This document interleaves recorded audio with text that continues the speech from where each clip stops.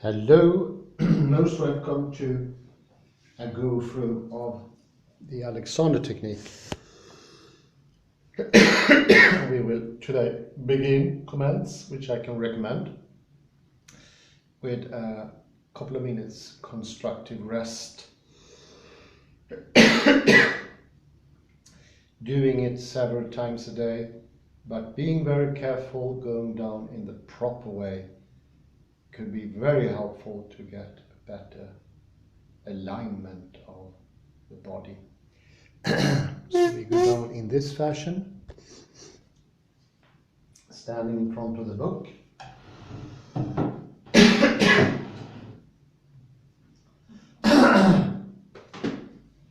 And taking the right knee down, and without bending the back, go down, turning with the knees until you are horizontally placed.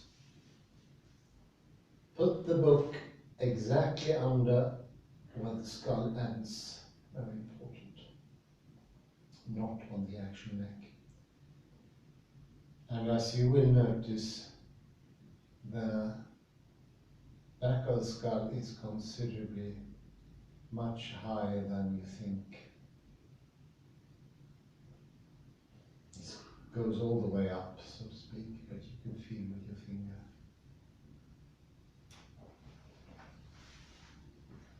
When you are in this position, gravity does everything for you. You do not have to hold yourself.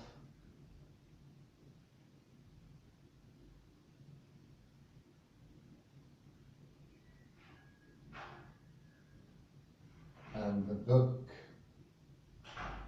will very, very softly make your neck longer, your head going a bit forward and up.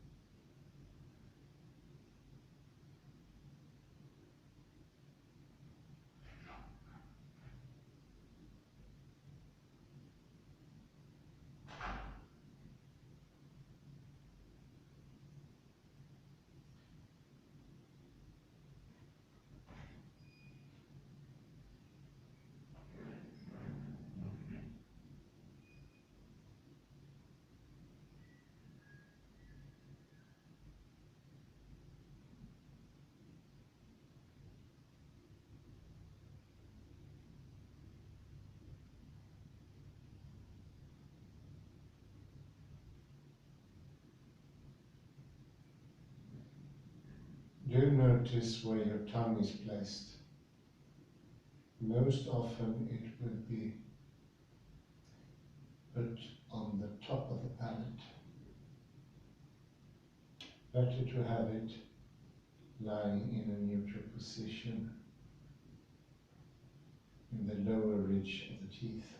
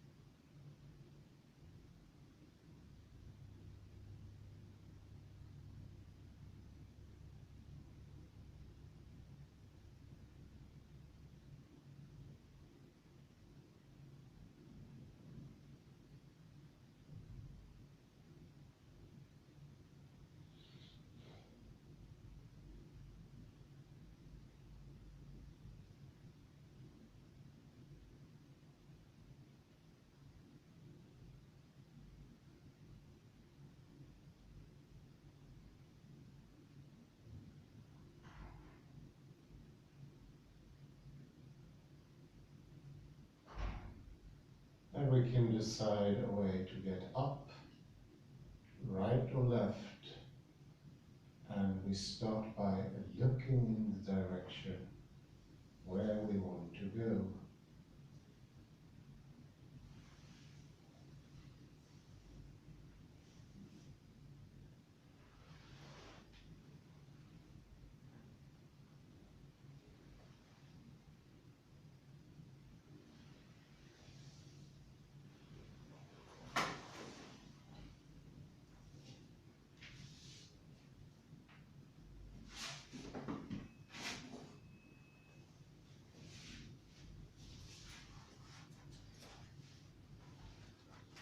Once we're up, we can then, so to speak, raise to our full length.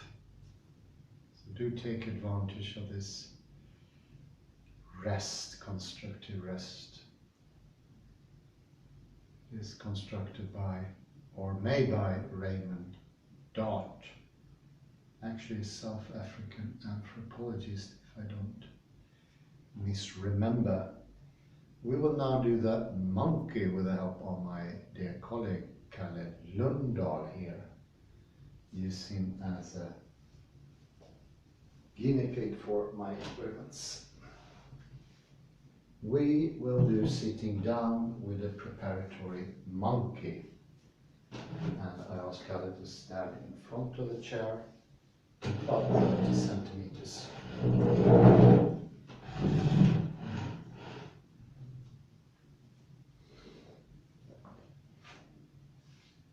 Behind him will also be placed a chair. We will now see if we can get him down to a monkey here.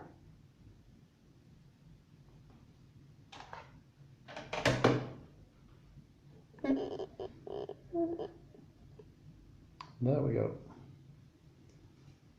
So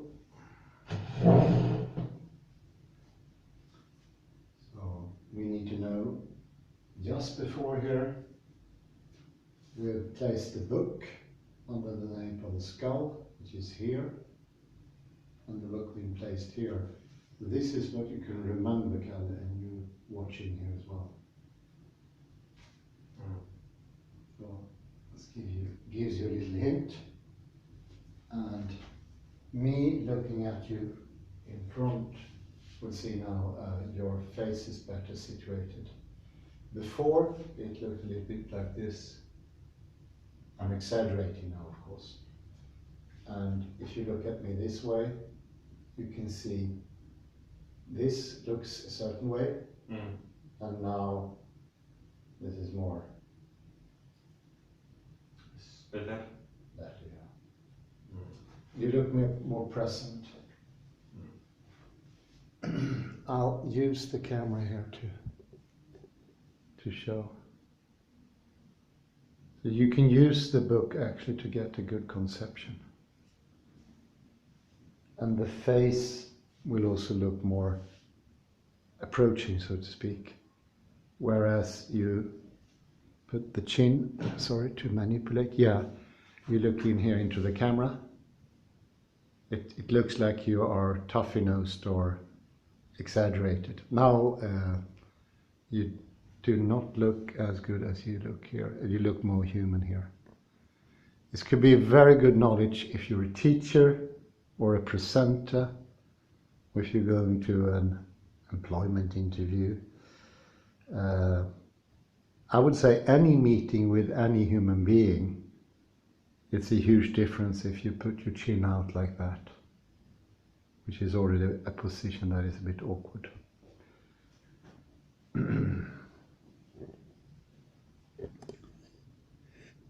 Now look at the movement here of the head. The first thing is the direction and the movement sideways. It's very, very, very soft here. No problem moving. And do remember, inside here, just under the ear, here, that is the axis of the head. This is exactly the place. But the protrusions of the skull go down into the atlanto-occipital joint, the first cervical. And the first cervical is very small, not like a fist of an adult like me, even though my fists are very small. It would be more like a fist of a child, toddler or something like that. It's very small. So you can understand it's a matter of probably fractions of a millimeter. And I can feel here it's much more lenient, soft, nice. There you have the end of the skull where you put the book. Now it's looking much better. And after that, think of a lengthening here of the back and widening as well. You can almost think of it as you have a, well, this is not a good metaphor, so I skip that directly. Almost like you had a cross on your back, but it's not a good one. We want to avoid that association. Think of it as directing outward. That all the space is also behind your color. There's a lot of space here. And above you. Yeah, I see the difference already. Those thinking cause a change in your posture. So always bring in space. And I can imagine maybe your apartment is a bit small and dark. It's even more beneficial to you to think space. Let space be around you, and it's much easier to get the space that is in front of you. So please add the space that is behind. After you've done this, which you've done very well, we will now look at your standing position. We would like to have a bit wider stance than you have. Shoulder length, yeah, that's perfect. So you're well prepared now for the monkey. And the first thing we do is to see if I can sort of move, if you flex your knees a bit. Yeah, very good, exactly. And you let your, it's almost like you're sitting down here. A little bit more like that. Is that comfortable? So. It's okay. And then I'm just going to give you some, yeah, this is fantastic. Very good, very good. This is good. Now it is only the hip joint that moves. So you go in one movement. And I'll check here that you're still not tensing up too much. Yeah, very good, very good. Continue to feel lengthening. You are lengthening very well here. And widening. And I borrow your hand. And you put that one here. It's very, very good. It's not tensed, it's relaxed. And of course this position will feel awkward in the beginning. But I'll have to add the monkey, or monkey is one of the most beneficial positions, because except for this joint, which is the most forgotten joint, the joint in between the skull and the atlanto-occipital cervical, the hip joint is almost completely forgotten. So we need to rediscover it. And in the beginning, this exercise will feel nonsensical. So you need to understand anatomically that there is a joint here, and you need to know that. It makes sense.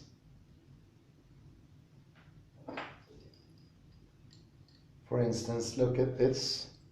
This is a joint. You need to understand how it works. You don't need to feel anything. You just need to know there's a joint and you don't know where it is. I would say that I don't know where it is. Therefore it makes sense to train it. It will also help with this joint. They go hand in hand. There is a connection here. And if we go down a bit, I will demonstrate something to you. Now it gets more tensed because it affects the thighs. And it will be very likely here, if you observe the hands, that a tension emerges in the hands. This is why I want you to put your hands on the back of the chair, so that you will notice if you tense up. It's like a thermometer, it's an indicator that now you're tensing up. It looks very good, Kalle. Fantastic. So, this is going to be a bit blunt, it usually is. I release your hands here. Very good, very good. Continue to think. Widening. Widen, continue to widen. Very good. And I will adjust the angle a little bit more. So now I do like this to make sure the angle is correct, and we can go down to the chair and angle a bit more. Very good. Fantastic. And you came down to the chair and you are still widened. So a second advantage of the monkey is, once you put yourself into the monkey, you will now sit in a better position. Otherwise, what could happen is you sit down and you try to adjust afterwards. Adjusting afterwards is much more complicated, if it even can be done in the beginning. This is what we usually do. We sit down in a bad way, and then we can find the sitting bones or a relaxed position. In this position you can sit easily in 10 minutes without any strain. And let's use the thermometer again. Oh, it's very, very lenient here. And we just do like this. Wow, wow, wow, wow. Very good, very good. And this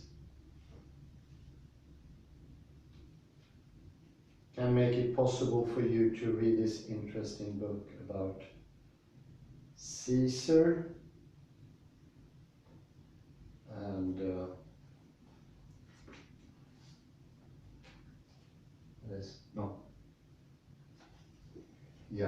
so you can adjust the book to how you're sitting instead of adjusting the head to the book, which we often do. This is a very good example of what we usually do. We bring up the book and we adjust the head.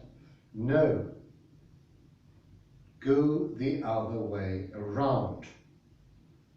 Take up the book like this and adjust it to the head, so you don't move your head out of position. It's a bit moved out of position here. So keep your head the correct way, or actually the most comfortable way. So even though it doesn't look comfortable, it is more comfortable in the long run.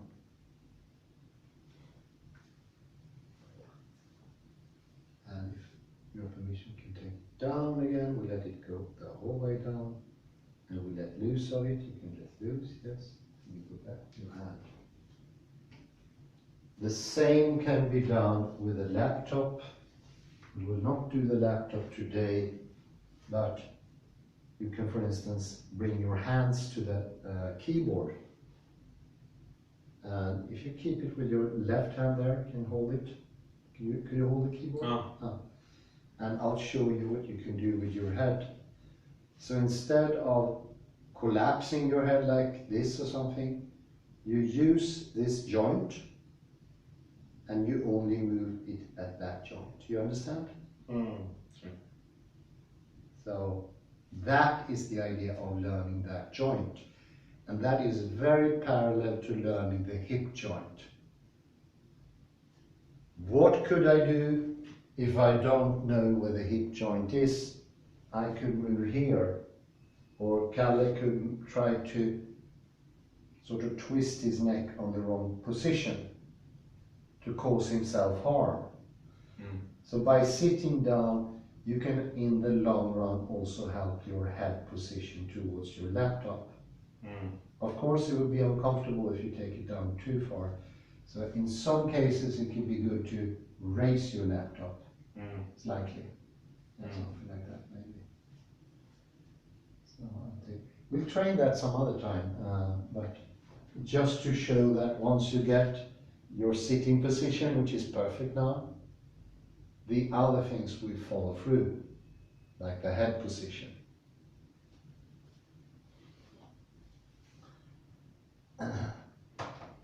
While you're sitting there, I will try to demonstrate how you can also use your voice.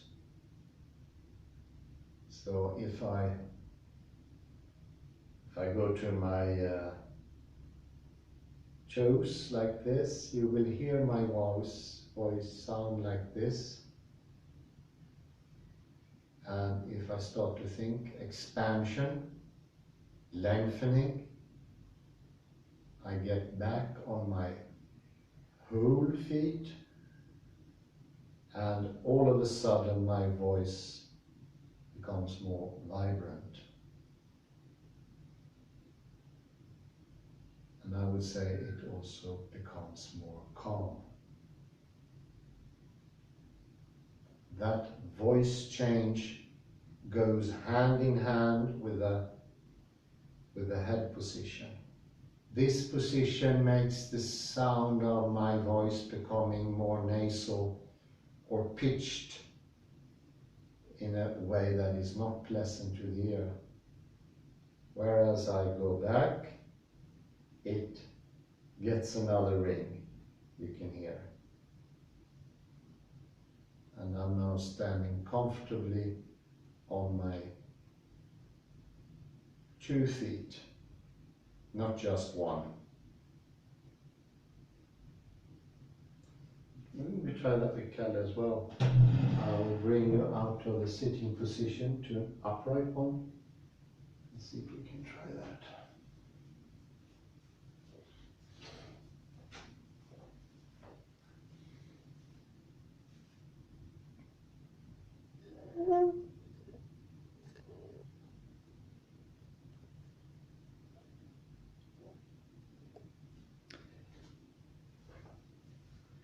So we'll get out of this position. If you drag your feet a little bit under the chair, yeah, a bit more, yeah, perfect.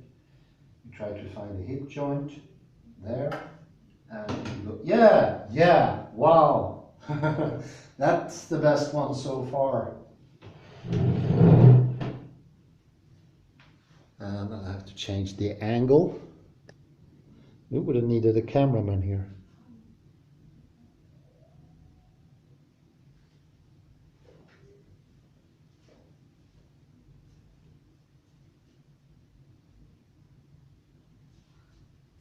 We remind you here, there, something like, yeah, much better.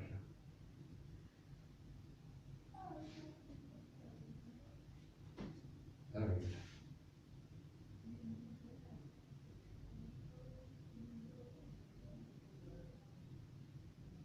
So you can try to voice something, you can talk maybe about something that you know by heart. Paternoster santivisetur nomen tu, alveniat venia tu, fiat potest tua, sicut in cielo et in terra. Expansion. Panem nostrum quotidianum da nobis hodie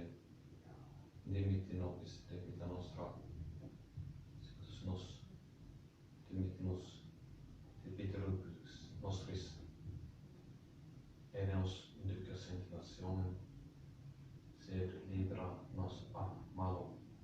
Could you feel that your voice became stronger now? Yes. Quia tuum est regnum, et potentia, et gloria, in saecula saeculorum. Amen. So what happens if your head goes this way up is that you will become out of breath as well. You can try to say something, maybe the first two lines of Pater Noster if you like. Pater noster, quis in sebis, You hear the difference there. sanctis et nomen tuum, adveniat regnum tuum, fiat voluntas tua, Well, look, listen to that. sicut in cielo et in terra. Panem nostrum quotidianum da nobis hodie, dimitti nobis debita nostra, sicut et nos dimittimus debitoribus nostris, et ne nos inducas in tentationem, sed libera nos a malo. Quia tuum est regnum, potentia et gloria, in saecula saeculorum. Very good, very good. Let's see, just we can maybe think a direction in the knees as well. And you can still have this freedom in the head even if you adjust something further down.